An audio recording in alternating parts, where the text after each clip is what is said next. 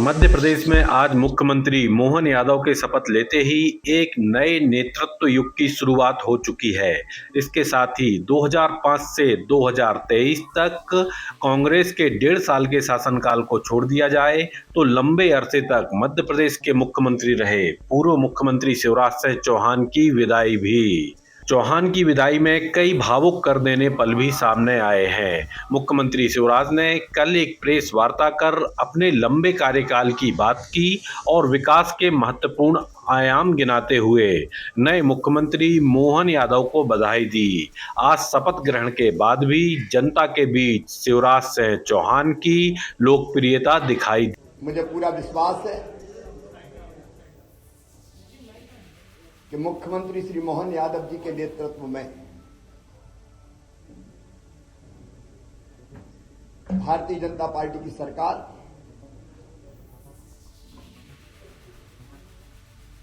जो तेजी से काम चल रहे हैं उनको पूरा करेगी, लोक कल्याणकारी योजनाओं को लागू करेगी और प्रगति और विकास की दृष्टि से मध्य प्रदेश नई ऊंचाइयां छुएगा। मैं सदैव उनको सहयोग करता रहूंगा, लेकिन आज मेरे मन में एक संतोष का भाव है। 2003 में उमा जी के नेतृत्व में भारी बहुमत से भारतीय जनता पार्टी की सरकार बनी थी और उसी सरकार का नेतृत्व मैंने उमा जी, तिरंगा यात्रा और तिरंगा वाला जो हमारा उनका प्रकरण था उसके बाद उन्होंने पद छोड़ा था और फिर श्रीमान गौर साहब के नेतृत्व में सरकार चली, फिर मैंने सरकार संभाली। उमा जी के नेतृत्व में कार्यकर्ताओं के परिश्रम से वो सरकार बनी थी। 2008 में हम फिर सरकार वापस लेके आ पाए जनता के आशीर्वाद से। 2013 में फिर भारतीय जनता पार्टी की सरकार भारी बहुमत से बनी। 2018 में वोट हमें ज्यादा मिले, लेकिन सीटों के गणित में हम पिछड़ गए थे, लेकिन बाद में फिर हमने सरकार बनाई। और आज जब मैं यहां से विदाई ले रहा हूं तो मुझे इस बात का संतोष है कि 2023 में फिर भारी बहुमत से भारतीय जनता पार्टी की सरकार बनी है। लेकिन इसके साथ दो चीजों का उल्लेख मैं और करूंगा। एक, महिला सशक्तिकरण मेरे लिए वोट प्राप्ति का जरिया नहीं है, वो मेरी अंतरात्मा से निकला, क्योंकि बचपन से मैंने बेटियों की अपने गांव में ही और बहनों की दुर्दशा देखी थी। बेटियां कोख में मारी जाती थी, उस पीड़ा ने जन्म दिया लाडली लक्ष्मी जैसी योजना को। उसके पहले भी कुछ पत्रकार मित्र जानते हैं, जब मैं कुछ नहीं था तब भी मैं बेटियों की शादी करता था। मैंने सोचा नहीं था कि मैं कभी मुख्यमंत्री बनूंगा। ये तो भारतीय जनता पार्टी ही ऐसा दल है जो एक साधारण कार्यकर्ता को उठा के ले जाती है। मेरी कल्पना नहीं थी, लेकिन बनते ही लाडली लक्ष्मी, कन्या विवाह, 50% रिजर्वेशन स्थानीय निकाय के चुनाव में हो या गवर्नमेंट सर्विसेज में 35% तक रिजर्वेशन को पहुंचाना हो, या संपत्ति की खरीद में स्टाम्प शुल्क की कमी हो, या फिर लाडली बहना जैसी और संबल जैसी योजना हो। वो योजना बना के अपनी बहनों की जिंदगी में और बेटियों की जिंदगी में हम खुशी के पल ला पाए।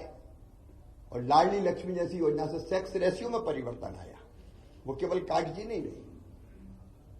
और जब 2017 में मैंने आहार अनुदान योजना शुरू की थी बेगा भारिया शहरिया बहनों की, और जब पोषण का स्तर सुधरा तो वो लाडली बहना की आधार अगर बनी तो वो योजना बनी। और उसके कारण भी बहनों की जिंदगी में जो परिवर्तन आए वो अद्भुत है। और दूसरा, आप देखेंगे खेती के क्षेत्र में केवल सिंचाई ने चमत्कार तो किया ही, लेकिन 0% ब्याज पे कर्जा देने से लेकर बोनस जैसी अवधारणा लाभकारी मूल्य देने के लिए हमने शुरू किए, और किसानों के लिए भी हम काफी काम कर पाए। गरीबों के लिए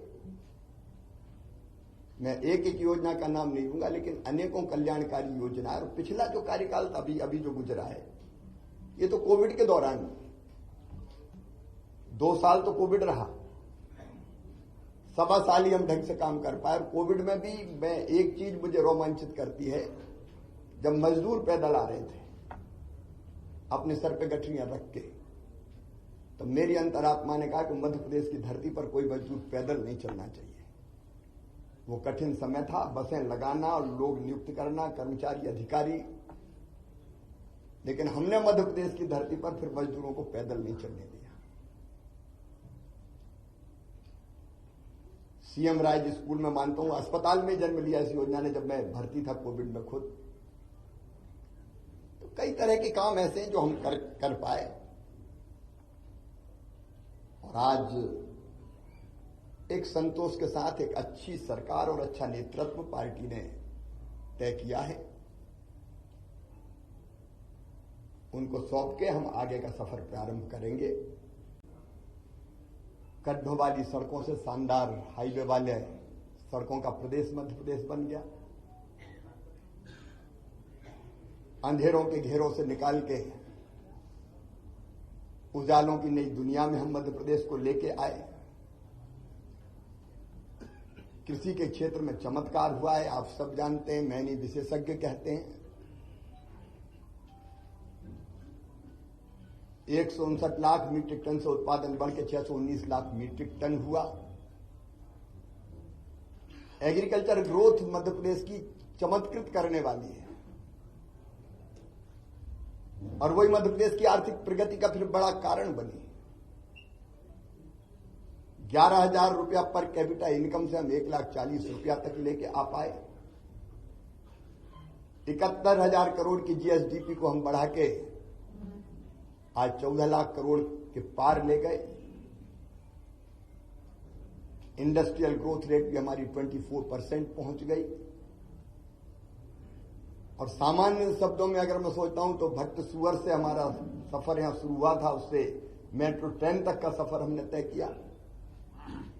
टपरे वाली आईटीआई से हम ग्लोबल स्किल पार्क तक पहुंचे।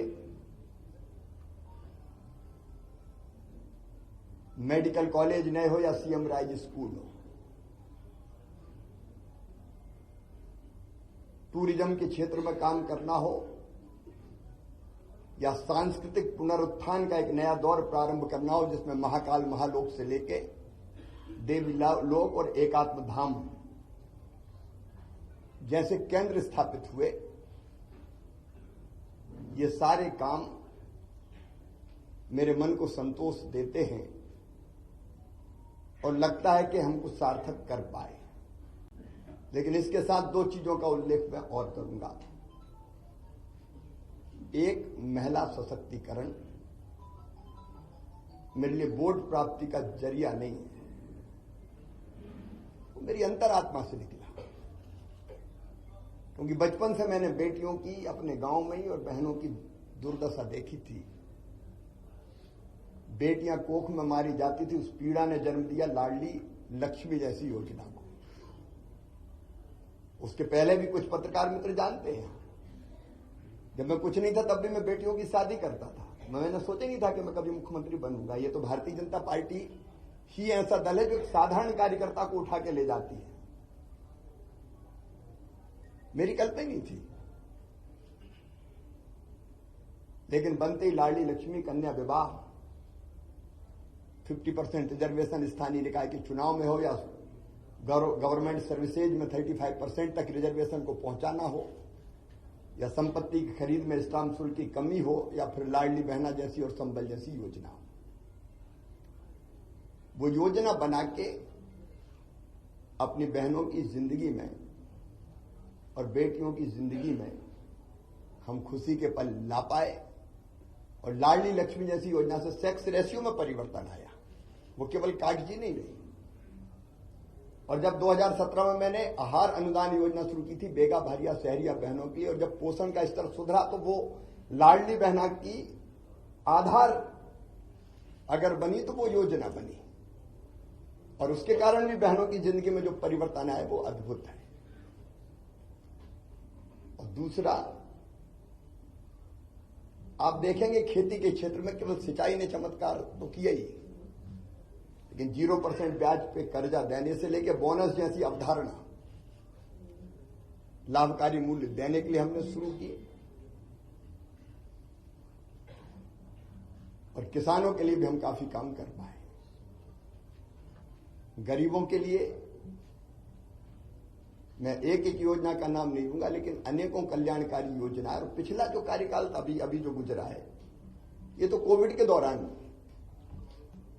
2 साल तो कोविड रहा, 1.25 साल ही हम ढंग से काम कर पाए। और कोविड में भी मैं एक चीज मुझे रोमांचित करती है, जब मजदूर पैदल आ रहे थे अपने सर पे गठरियां रख के, तो मेरी अंतरात्मा ने कहा कि मध्य प्रदेश की धरती पर कोई मजदूर पैदल नहीं चलना चाहिए। वो कठिन समय था, बसें लगाना और लोग नियुक्त करना, कर्मचारी अधिकारी, लेकिन हमने मध्य प्रदेश की धरती पर फिर मजदूरों को पैदल नहीं चलने दिया। सीएम राज स्कूल में मानता हूं, अस्पताल में जन्म लिया इस योजना ने, जब मैं भर्ती था कोविड में खुद। तो कई तरह के काम ऐसे हैं जो हम कर पाए। और आज एक संतोष के साथ एक अच्छी सरकार और अच्छा नेतृत्व पार्टी ने तय किया है, उनको सौंप के हम आगे का सफर प्रारंभ करेंगे। हां, इतना लंबे कार्यकाल में अगर कोई चीज ऐसी हो गई हो मुझसे, मैं जनता से भी निवेदन कर रहा हूं, मन में कभी मेरे दुर्भावना नहीं रही। अगर कोई काम किए, फैसले किए भी तो कर्तव्य के भाव से किए, और वो फैसला लेने से कहीं किसी को तकलीफ पहुंची हो, जनता को, सहयोगियों को, साथियों को, सब मित्रों को, तो मैं उसके लिए भी क्षमा प्रार्थी हूं। और एक कार्यकर्ता के नाते प्रदेश की जनता की मैं सेवा करता रहूंगा, और पार्टी का एक विनम्र कार्यकर्ता के रूप में पार्टी के मैं काम करता रहूंगा। मैं आज आभार प्रकट करता हूं अपने प्रधानमंत्री श्रीमान नरेंद्र मोदी जी का, केंद्रीय नेतृत्व का। उन्होंने न केवल जनता की सेवा का मौका मुझे दिया, बल्कि समय समय पर योग्य मार्गदर्शन भी किया, संपूर्ण सहयोग भी किया और मुझे दिशा भी दिखाई। मैं अपने प्रदेश के नेतृत्व का हृदय से आभारी हूं। प्रदेश अध्यक्ष जी सहित सभी मित्रों ने, संगठन के कार्यकर्ताओं ने सदैव मुझे सहयोग किया, कदम से कदम और कंधे से कंधा लेकर हम मिलाकर हम साथ चले। मैं आभारी हूं प्रदेश की अपनी जनता का, जिन्हें मुझे दूसरा माना ही नहीं, अपने बीच का ही कोई माना, अपना ही है। कभी गले लगाता था तो गले लगते थे, बच्चे छोटे छोटे वो मामा कह के पुकारते थे, मैं उनको चूमता था, गले लगाता था, गोद में उठाता था। ये ऐसा अद्भुत है जो मैं कभी ना तो छोड़ सकता और ना भूल सकता। मैं अपनी जनता का भी हृदय से आभारी हूं। मैं अपने प्रशासनिक मित्रों को भी धन्यवाद देता हूं इन योजनाओं को बनाने में। अब लाडली बहना जैसी योजना की केस स्टडी होनी चाहिए, 6 महीने के अंदर बनना और ढंग से इंप्लीमेंट होके बिना किसी डिफेक्ट के खाते में पैसा पहुंच जाने। प्रशासनिक दक्षता का एक उत्तम उदाहरण मैं मानता हूं। अपने उन सभी सहयोगियों का भी मैं हृदय से आभार व्यक्त करता हूं। मैं समाज के हर वर्ग का, पेशा जैसा कानून हमने लागू किया, अनुसूचित जाति के कल्याण की भी कई योजनाएं बनाई, इन योजनाओं को बनाने में और लागू करवाने में जिनने सहयोग दिया, मैं उनको धन्यवाद देता हूं। मेरे मंत्रिमंडल के सभी सहयोगियों को, क्योंकि उनके सहयोग के बिना मैं ठीक से काम नहीं कर पाता, उन सभी सहयोगियों को भी मैं हृदय से धन्यवाद देता हूं। इस काम में सीएम हाउस से लेके और जिलों तक जो साथी मेरे साथ जुटे रहे,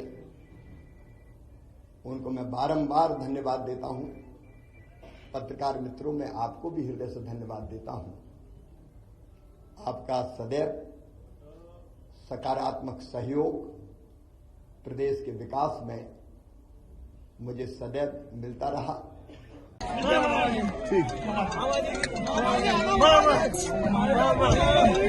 मामा जी, हम तुम्हारे से बात कर लेना, बता दो भाई साहब भाग लो, चलो बैठो। आप सबकी चाहते हो और बहन की हर मध्य प्रदेश में एक एक बहन के चाहते हो आप। हम आपको नहीं छोड़ेंगे। मैं भी कहाँ जा रहा हूँ, मैं भी नहीं छोड़ूंगा। हम आपको नहीं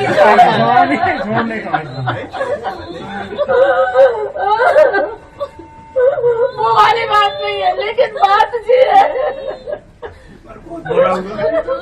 कि आपने इतनी मेहनत की और हमने आपके लिए, बहनों ने आपको चुना है, आपको वोट दिया था भैया।